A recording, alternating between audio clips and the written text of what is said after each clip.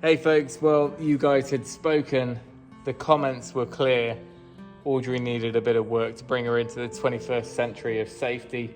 So that's what this video is about. Head down to the yard with me and let's make a start. We're gonna have a little play with Audrey today. I've got a few bits to do. First of which is one that's been mentioned a few times, which is the roll bar. I'm not gonna get the big camera out. I'm just gonna film as I go on my phone and hopefully you get the idea, because I'm gonna be kind of piecing this together myself. No instructions, but I think it should be okay. So in its factory form, this is how it came, and there were options for cabs and things like that. Now, a lot of people added a roll bar. Well, not a lot of people, but some people. Sometimes they were fabricated themselves, or sometimes they were more like a tube. If you want a modern version, well, a purchased version that is factory made, this is what you get. So this costs £400.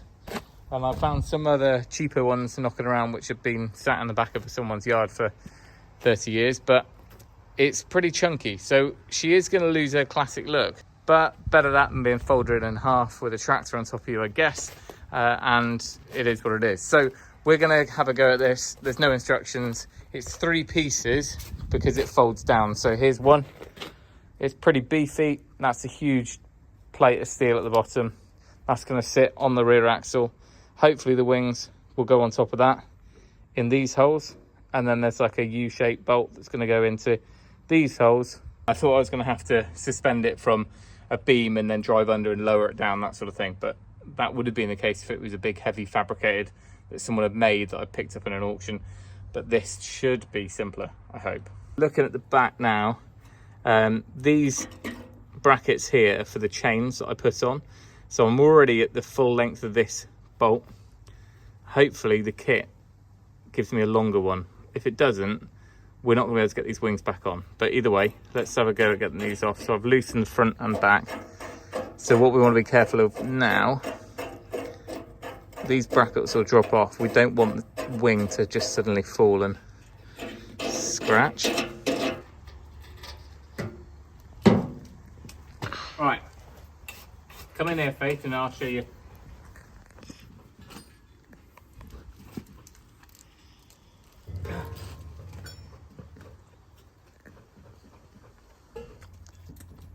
That's why not. Right, this is how we're looking so far. No, don't stand on that. You got chocolate in your mouth. Right, this plate is so thick that unfortunately, although these are on loosely, the wing has got to sit back on here, the rear arch, and then the bolt's got to go through there all the way down to here and then sit our bracket back on. I don't think it's going to be long enough, but we should be able to fit it on for now. Maybe I can just put the nut in there. I'm not going to use the tractor. I just want to get the roll bar fitted and then I can drop a new bolt all the way through. Child's play, quite literally.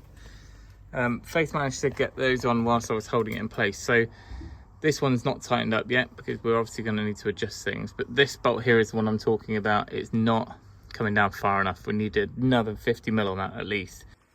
Now, I'm no engineer, but this thing seems pretty well made. That's the thickness of the steel at the bottom, which is what's giving it its weight. But it's nicely tapered to make sure it clears the shape of the axle.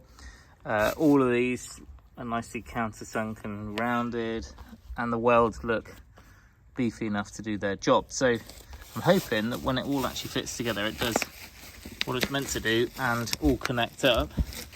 Like I said, you don't get any instructions, you just get that, which I think is some sort of certificate for insurance reasons.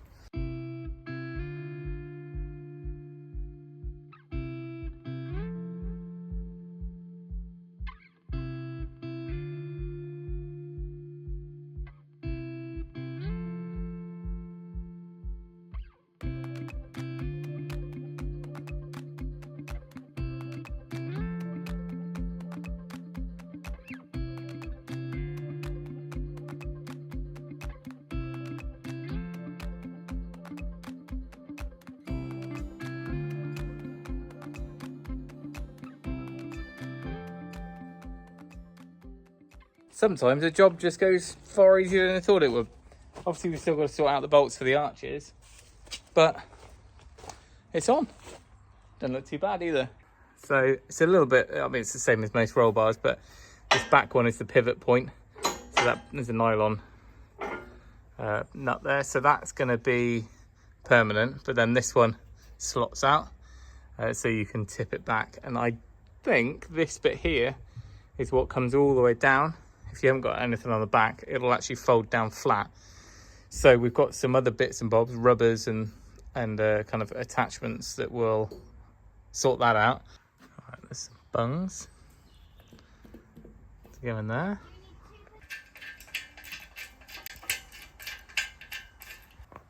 Oh, now the rain started, but we won't let that stop us. All right, I don't know what all these holes are for, but we're bunging them anyway.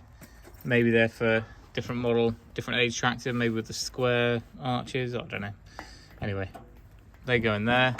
And there's also, someone might have an idea, but there's two here. I've bunged those. I don't know if that's for some sort of bracket or handle, or I don't know. Anyway, we don't need them.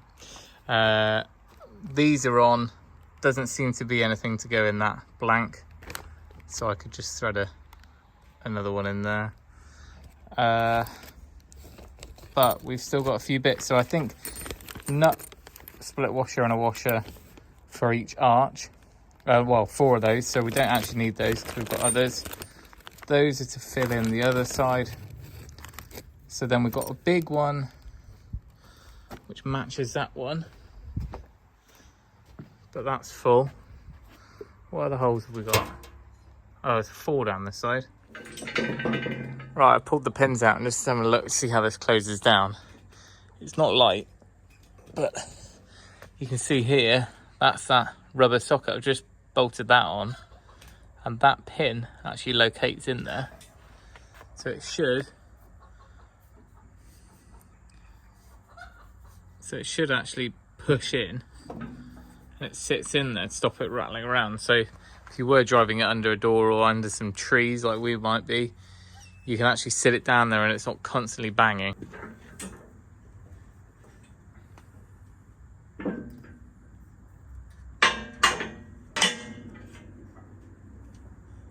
Now I'd love to say that that is it, and I could get on and do some topping and other jobs I need to get done, but I can't, simply because the arches are too wobbly. So as soon as I got those sorted, I'll show you it finished, and hopefully it'll be nice. Right, we're back on the tractor and I'm still filming on my phone, and now it's raining. Poor old Audrey's been out, sat here for a couple of days now, because I don't really want to take the wings back off and these banging around. I don't really want to drive it, although I probably could have rolled it into the barn. Anyway, the bolts are here. Oh, and they sent some Haribo, amazing. So I really struggled to find bolts long enough. So they're meant to be 5/8, something like that. But I've ordered M16, which are a millimetre bigger. Just got to hope they fit. So normally they're 150mm 6-inch bolts that drop in, which you can see here, but it's just less than flat, you know, it's just not even protruding here. We still got to get the bracket on, so I'm hoping, oh man, I hope this fits. Hoping that it will drop through. Let's try one. It's looking good. Yes. So they're a little bit longer than we want, but by the time I've got that on, a couple of washers, there'll be about 10-15mm of bolt of thread showing, so that's all right. So they are M16 200mm high tensile bolts, and they are fitting absolutely bang on. So, amazing. Everything's tightened back up. The brackets are on, so this is what it looks like now. So you've got this bottom plate, but the wing is now sitting on top of it. So that's the reason for those longer bolts. They've ended up just about right, actually. These are tightened down, so that's clamping up on the side of the axle there, and then now we can put our check chains back in. Other side's already done. We have a bit of a clean up. So the other thing I need to look at is a guard for here. I think I've got, actually I don't know if that's threaded on the inside. I've got some of the plastic cones that screw in from the old little compact tractor, but also there's a guard that goes over the top of this. Don't know if you can still get hold of those. I'm sure you can. And then you know what, in the future we can have a look at restoring the actual axle and the paintwork and everything, but for now she's doing the job just fine. So I'm going to pick up all my bits, fire her up, get her in the dry, then we can make a plan of action for what we're going to get up to this week. So the only remaining bits that we never quite worked out what they were for, these sort of plate washers, that is not a big M16 bolt like at the bottom, so I don't know where that goes. Doesn't seem to fit anywhere. And then finally this piece, but I think we've established that that is a beacon. No, it isn't actually for the beacon. I checked the holes on top and I don't think they match up. That is a bit of a mystery item. So might need a little bit more research to see where that is meant to go. I can make out the holes through the packaging. It could line up there. Toolbox? What else would hang on there? Wouldn't be a number plate. That's the most likely place. Anyway, there's also some other threaded holes. One there, one the other side. So I don't know, I'm going to guess that's for different model tractor. So we probably don't need that. All right, let's see if she'll start up and then we'll let her warm up a bit before we move her. Running low on diesel in the tank in the barn, so I need to get some ordered.